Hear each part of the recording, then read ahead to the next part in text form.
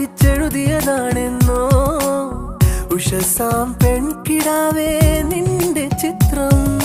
ചൈത്രം സ്വപ്നം ചാലിച്ചെഴുതിയതാണെന്നോ ഉഷസാം പെൺകിടാവേ നിന്റെ ചിത്രം.